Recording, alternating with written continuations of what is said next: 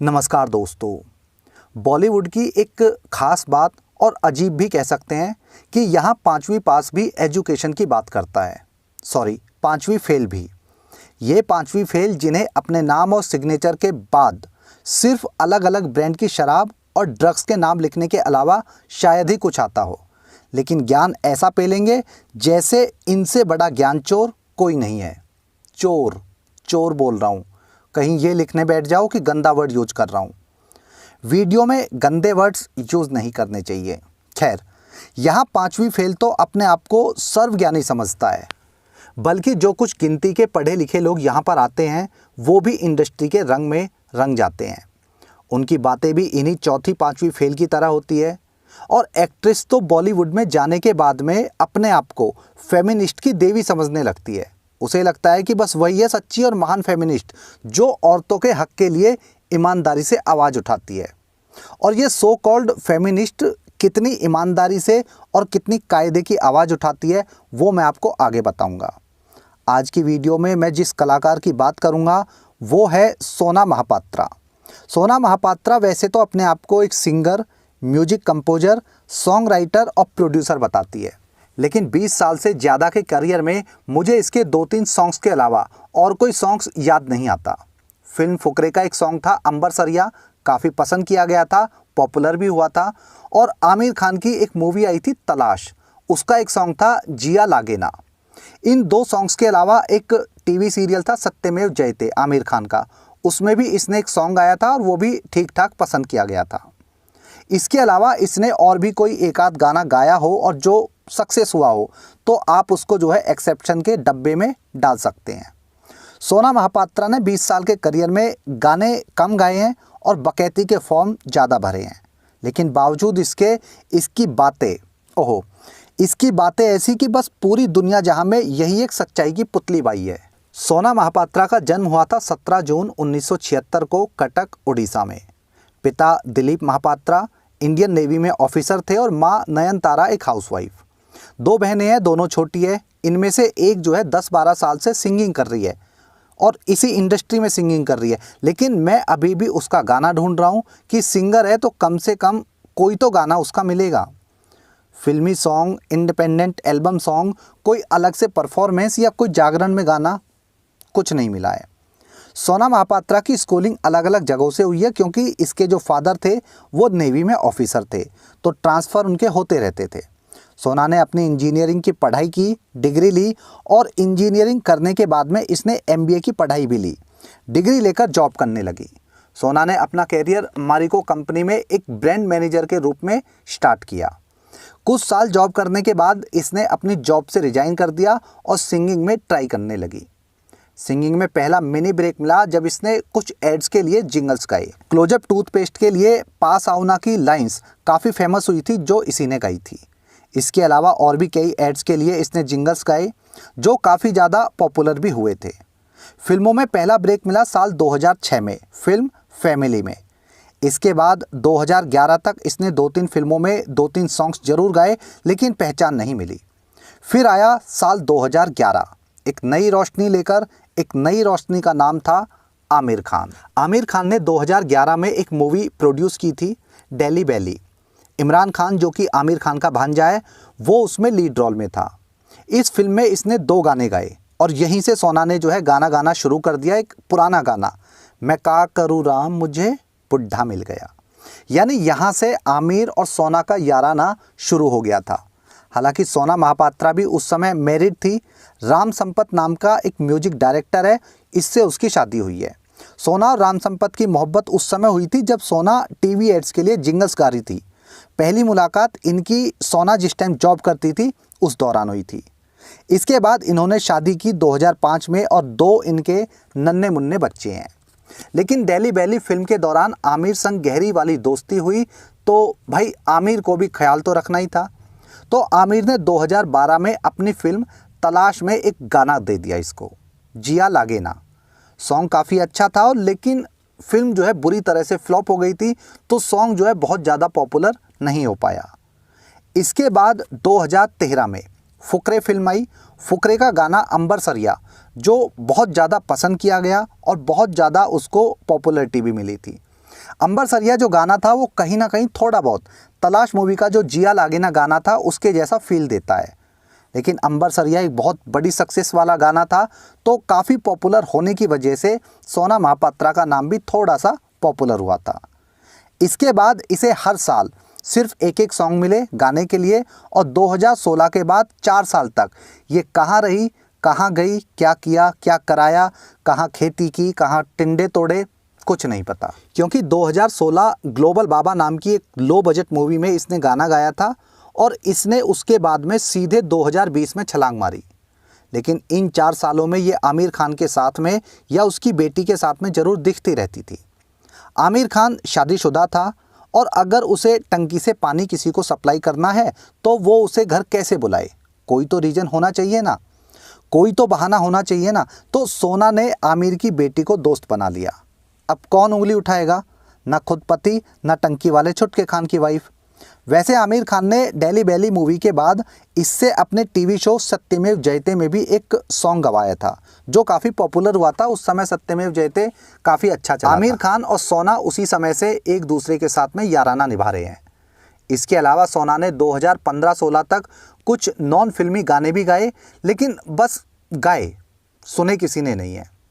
सोना 2016 के बाद से ऑलमोस्ट गायब है, लेकिन 2016 के बाद से इसने चर्चाओं में रहना सीख लिया था। इसने बॉलीवुड के अलग अलग लोगों से बकैती के ढेर सारे फॉर्म खरीदे और उन्हें समय समय पर भरना शुरू कर दिया और धीरे धीरे अपने आप को फेमिनिस्ट शो करने लगी।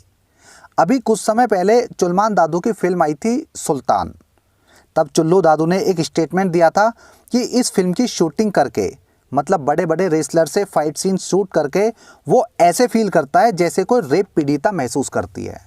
इस मुद्दे पर बहुत ज़्यादा विवाद हुआ और सोना ने खुलकर चुलमान दादू की आलोचना कर दी। सबको लगा कि यार बड़ी डेयरिंग लड़की है और सीधे टक्कर ले ली चुलमान दादू से। और यकीन मानो जितनी पॉपुलर ये फुकरे मूवी के अंबर सरिया गाने से नहीं हुई, उससे ज़्यादा पॉपुलर चुलमान मामले में एक ट्वीट करके हो गई।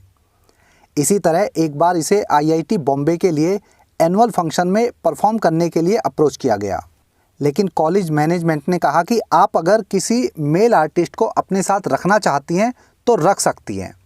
तब इसने फेसबुक पर एक लंबा चौड़ा पोस्ट कर डाला। इसने इंस्टीट्यूट की आलोचना की कि मैनेजमेंट ने मेल आर्टिस्ट का नाम क्यों लिया, औरतें कमज़ोर कैसे हो सकती हैं।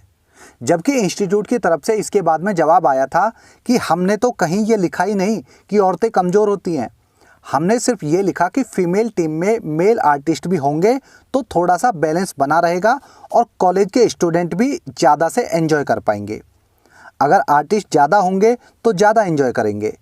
इंस्टीट्यूट अगर आपको पेमेंट करेगा तो वो अपनी शर्त भी रख सकता है। इसके बाद सोना को लगा कि वो फेमिनिज्म के नाम पर कुछ ज़्यादा ही भावनाओं में बह गई है, तो उससे फिर कोई जवाब बना ही नहीं।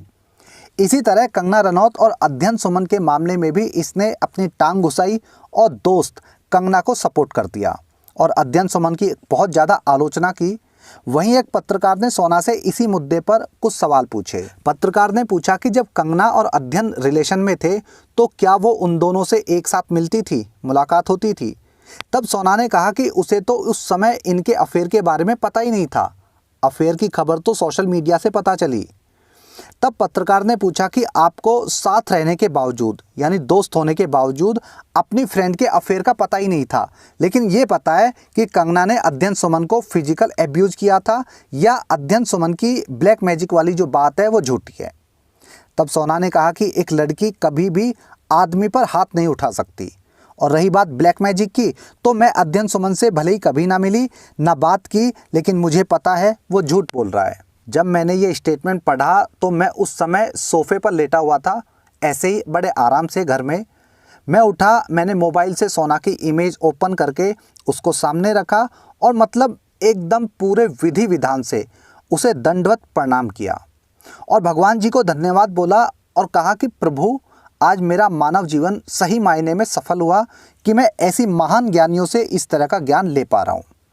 भगवान जी ने भी जवाब दिया, बेटा हमारे राज्य में रहोगे तो ऐसे ही मौज मारोगे और तैयार रहे, ऐसा ज्ञान ये लड़की ये आंटी आने वाले 10-15 साल में खूब सारा देगी। क्योंकि इस महान फेमिनिस्ट ने बकैती के फार्म फोटोकॉपी करा के रख रखे हैं और अब इसके पास में जो फॉर्म है वो भरने के अलावा कोई काम नहीं है। सोना महापात्रा एक बहुत ही रंगीन मिजाज औरत है। नशे में विस्की थामे की इसकी फ़ोटो आए दिन वायरल होती रहती है। कभी हाथ में शराब का गिलास होता है, तो कभी पार्टी में, तो कभी बीच पर बिकनी में आधी अधूरी दुकान दिखाती रहती है।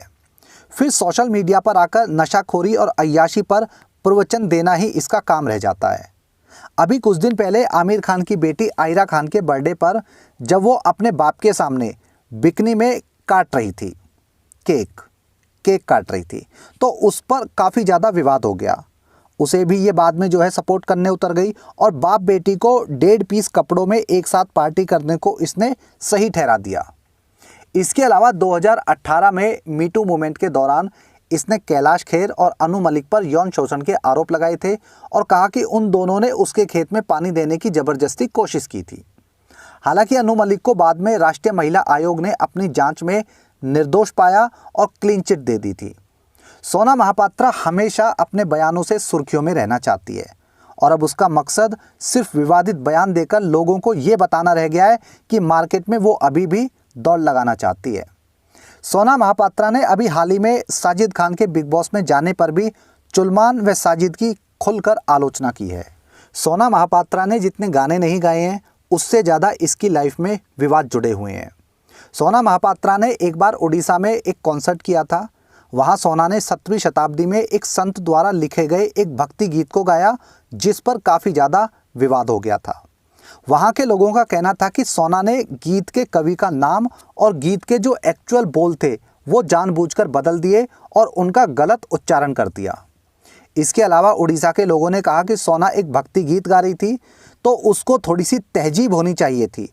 उसने जिस तरह के कपड़े पहन रखे थे वो कहीं से भी लग नहीं रहा था कि इस तरह के इवेंट में, एक भक्ति गाने में इस तरह के कपड़े पहनने चाहिए। विवाद बहुत ज़्यादा हुआ, बहुत ज़्यादा आलोचना हुई, यानी इसके कपड़ों को लेकर इसकी जो ड्रेस थी उसको बहुत ज़्यादा वल्गर बताया गया था। इस पर विवाद बढ़ा तो सोना ने भी एक ट्वीट कर दिया। ट्वीट में उसने लिखा कि उसकी आलोचना करने वालों को अब चुप हो जाना चाहिए और जो मेरे कपड़ों पर उंगली उठा रहे हैं वो नहीं सुधरे तो मैं पूरी तरह से नंगी हो जाऊंगी, अपने पूरे कपड़े उतार दूंगी। इसके बाद पूरे राज्य में हंगामा और ज़्यादा बढ़ गया। इसके पुतले जलाए गए और इसके खिलाफ FIR भी दर्ज हो गई। लेकिन सोना अपनी बात पर खरी नहीं उतर पाई और इसने अपने पूरे कपड़े भी नहीं उतारे, झूठी कहीं की। खैर, इसके बाद जब इसे लगा कि इसका जो पब्लिसिटी स्टंट है वो इसी पर भारी पड़ने वाला है और ये अरेस्ट होने वाली है, तो इसने झट से माफ़ी मांग ली। तब जाके ये सारा विवाद खत्म हुआ। सोना महापात्रा के बच्चों का बहुत ज़्यादा अपडेट बाहर नहीं आ पाता है, ना ही उनकी कोई इमेज मीडिया में आती है। इसी बात पर कई बार नेटिजन्स ने सोना को जो है ट्रोल कर दिया है। कहा कि इतनी बड़ी फेमिनिस्ट बनती है तो अपने बच्चों को और ख़ासकर अपनी बेटी की फ़ोटो सोशल मीडिया पर क्यों नहीं डालती। दरअसल लोगों का कहना था कि वैसे तो सोना जो है बहुत बड़ी फेमिनिस्ट बनती है, हमेशा भाषण देती रहती है और औरतों के नंगेपन और अय्याशी को फेमिनिज्म का नाम देकर सपोर्ट करती रहती है, जबकि खुद की बेटी को घर में कैद करके रखती है और कैमरे के सामने तक नहीं आने देती। क्या सोना जो महिलाओं की आज़ादी की बात करती है वो सिर्फ बाहर की औरतों और लड़कियों के लिए है? खुद की बेटी पर ये इसके जो रूल्स हैं वो अप्लाई नहीं होते हैं। हालांकि सोना ने अभी तक अपने बच्चों की डिटेल कभी भी ओपन नहीं की। ये सिर्फ लड़की और औरतों को फेमिनिज्म के नाम पर नंगा होना, नशा करना, अय्याशी करना ही सिखाती है। इसके मुंह से कभी भी लड़कियों की शिक्षा पर बात नहीं होती और ना ही उनके लिए कोई ढंग की बात कहते हुए सुना है। यानी इन लोगों को, ये जितने भी बॉलीवुड या भांड हैं, इन लोगों को फेमिनिज्म का मतलब किसी ने अय्याशी और नशेबाजी बता रखा है और ये उसी को लेके बैठे हैं। सोना महापात्रा की इस वीडियो में अभी के लिए इतना ही। जल्दी मिलता हूँ अगली वीडियो में। जय हिंद, जय राम जी की।